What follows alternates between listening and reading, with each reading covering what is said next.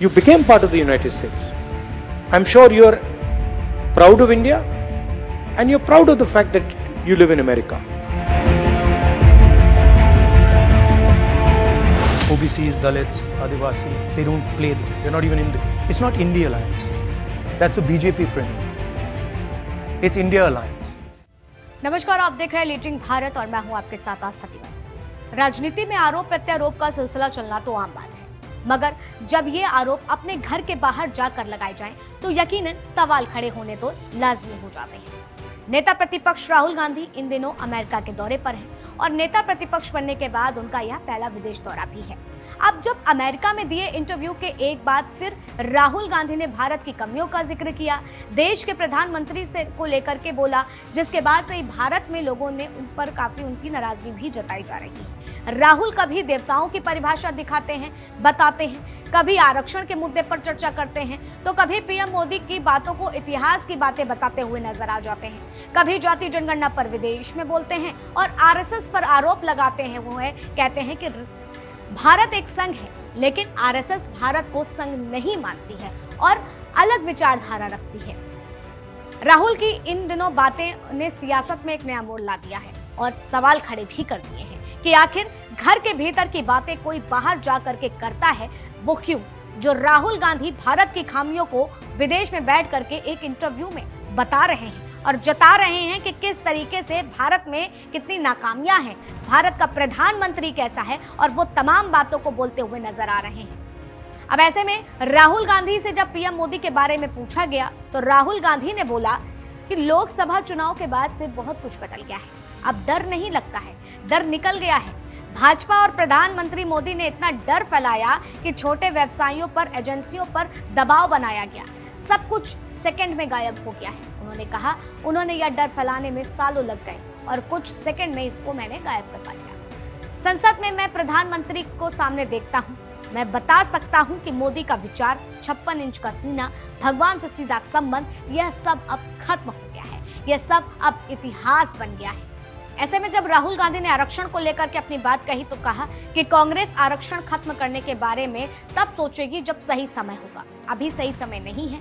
जब आप वित्तीय आंकड़ों को देखते हैं तो आदिवासियों को 100 रुपए में से 10 पैसे ही मिलते हैं, जबकि दलितों को 100 रुपए में से 5 रुपए मिलते हैं और ओबीसी को भी लगभग इतनी ही रकम मिलती है। असलियत यह है कि इन्हें भागीदारी नहीं मिल रही है।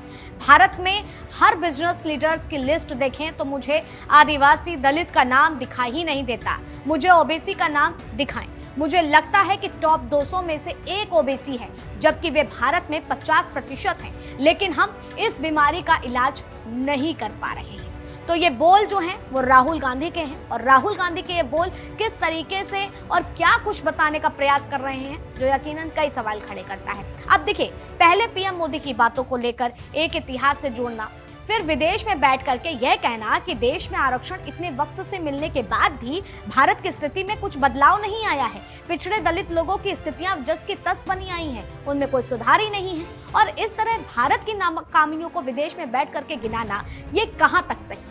वो भी तब जब आप एक पद पर हैं, नेता प्रतिपक्ष हैं आप, और उस वक्त यह बातें आखिर क्या दर्शाने का प्रयास कर रही हैं, जो वाकई भारत की नाकामियों को पूरी तरह से दर्शा रही है और बता रही है कि भारत किस तरीके से वहां पर बदलता हुआ नजर आ रहा है।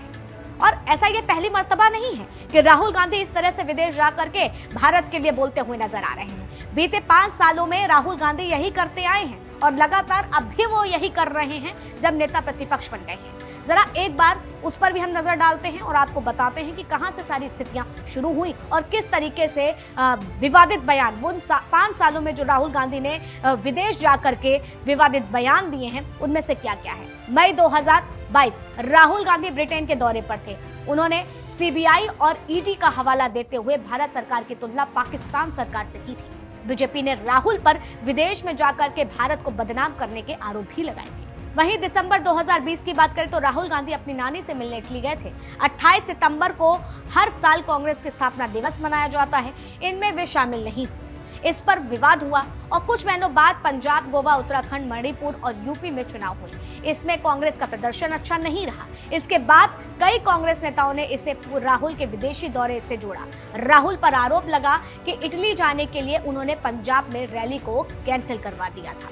अब हम दिसंबर 2019 की बात करें तो भारत में सीएए के खिलाफ बड़ा आंदोलन चल रहा था। राहुल गांधी तब दक्षिण कोरिया चले गए थे। उनकी इस यात्रा को लेकर के कई कांग्रेसी नेताओं ने भी खुद सवाल उठाए थे, यानी उनकी पार्टी के भी कई भीतरी नेता थे जो लगातार ये सवाल उठा रहे थे और उनके विदेश दौरे को लेकर के बातें कही जा रही थी। अक्टूबर 2019 की बात करें तो हरियाणा और महाराष्ट्र में होने वाले चुनाव से सिर्फ 15 दिन पहले राहुल गांधी कंबोडिया चले गए। बीजेपी ने कहा कि राहुल गांधी पर्सनल टूर पर बैंकॉक गए हैं, वहीं कांग्रेस ने कहा कि मेडिटेशन के लिए कंबोडिया गए हैं। मतलब कि आप ये देखिए कि स्थिति कितनी किससे बदतर से बदतर होती नजर आ रही है। हम जहां ये उम्मीद करते हैं कि चाहे वो नेता प्रतिपक्ष हो चाहे वो सत्ता पक्ष हो, देश की बुनियाद को, देश की एक खूबसूरती को बनाने की बात करें। राहुल गांधी की भारत जोड़ो यात्रा से लेकर के वो तमाम यात्राएं ऐसी देखी गई हैं जहां उन्होंने भारत को जोड़ने की उन तमाम मुद्दों पर बातें कही। लेकिन ये कहां तक जायज है कि आप विदेश जाकर के भारत की नाकामियों को गिनाएं, भारत की कमियों को गिनाएं, आरक्षण के मुद्दे पर बोले और आरक्षण के मुद्दे पर आप ऐसा बोले कि अभी तक देश में दलित, पिछड़ों और ओबीसी जातियों को जो है कोई फायदा ही नहीं मिला, आरक्षण मिलने के बाद भी उनके जीवन में कोई सुधार नहीं आया। तो ये लगातार इस तरीके की बातें, जाति जनगणना की बात आती है तो आप उस जाति जनगणना का जिक्र करते हैं। हालांकि जाति जनगणना लोकसभा चुनाव से भी लगातार एक बहुत ही महत्वपूर्ण विषय बनी हुई थी। अब इसी में ही आगे क्या बातें आती हैं, आरएसएस को लेकर के चीजें कही गई। आरएसएस को लेकर के क्या कहा गया कि भारत एक संघ है, लेकिन आरएसएस उसको ऐसा नहीं मानती है। भारत की विचारधाराएं जो है आरएसएस की वो एकदम अलग हैं। ये सारी बातें जब राहुल गांधी विदेश जाकर के बोलते हैं तो यकीनन भारत का हर एक व्यक्ति जो है उसको कहीं ना कहीं दुख भी होता है और सवाल भी खड़े होता है कि क्या वाकई ये देश जो भारत जोड़ो यात्रा और लोकसभा चुनाव में इतना शानदार नेता के प्रति राहुल को पसंद करने लगा था, और उस बीच जब यही नेता भारत में सुधार करने की बजाय, भारत की आवाजों को भारत के भीतर उठाने की बजाय विदेश जाकर के बड़े बड़े इंटरव्यू देते हुए बोलते हैं, तो वो कहां तक जायज है। और यकीनन ये वजह रहेगी कि क्या वाकई इन सारी चीजों का असर आने वाले आगामी चुनाव पर भी तो नहीं पड़ेगा, क्योंकि बीजेपी इस बार इस मुद्दे को पूरी तरीके से उठाएगी और लगातार इस पर चर्चा भी करेगी। फिलहाल आपकी क्या राय है, क्या वाकई राहुल गांधी जिस तरह से भारत की नाकामियों को विदेश में जाकर के इस तरह गाते हुए नजर आते हैं, 5 साल से लगातार ये जो सिलसिला चल रहा है, तो क्या वाकई ये कहां तक सही है, क्या कुछ है, कमेंट सेक्शन में जरूर बताएं।